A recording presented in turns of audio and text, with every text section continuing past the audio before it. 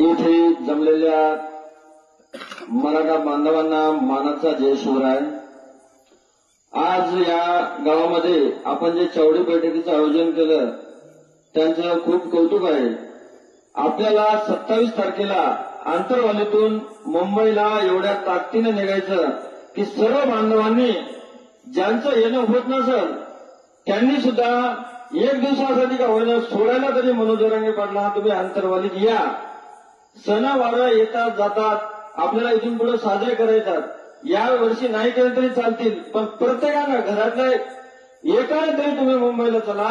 हा शेवटचा आणि निर्णायक लढा आहे। हा जर आपण लढा हरला आरक्षणाचाच नाही तो मराठ्यांच्या अस्तित्वाचा प्रश्न आहे हे लक्षात ठेवा।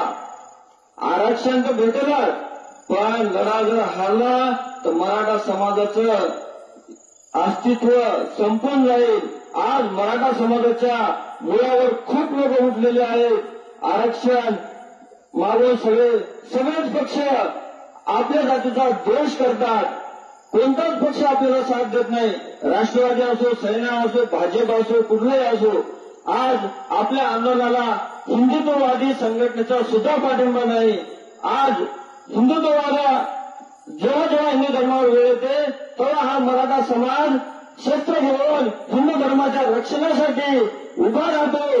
पण जेव्हा या मराठ्यावर वेळ येते तेव्हा हा हिंदू समाज मराठ्यांना साथ देत नाही। ही शोकांतिका आहे।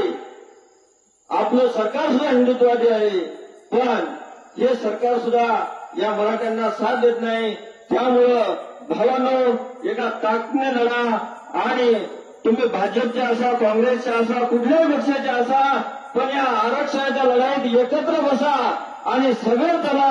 नंतर तुम्ही कोणत्याही पक्षाचा प्रचार करा आम्हाला काही घेणं देणं नाही।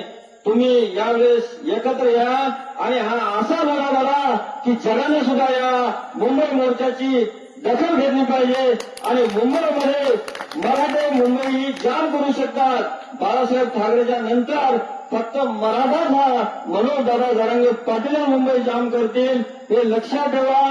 साथ द्या सगळे चला आणि प्रत्येकानं ज्याला यायचं नाही त्यांनी जाणाऱ्याला साथ द्या। त्यांचं मनोबल तोडू नका। प्रत्येकानं म्हणा की मी आता मुंबईला जाणारच आहे। त्यासाठी सर्वांनी तयारी करा आपापली रसद घ्या नाहीतर काय होईल पानिपतच्या लढाईमध्ये जसे मराठे रसद नव्हती म्हणून हरले तसं होता कामा नये। किती दिवस लागो 8 दिवस लागो 15 दिवस लागो महिना लागो हे आपली रसद सोबत ठेवा। जिथे आपण बसू तिथेच आपलं पाय टाकायचं तिथेच खायचं तिथेच शो पेटवायचा तिथेच आंघोळी करायच्या असा लढा लावायचा आणि मान आगायचा नाही। दादा मनोज दादा जरांगे पाटील हे या सरकारच्या छातीवर पाय देऊनच आपल्याला आरक्षण घेतील यात काही शंका नाही। आणि हा मराठ्यांचा 29 तारखेला निश्चितच विजय होणार आहे।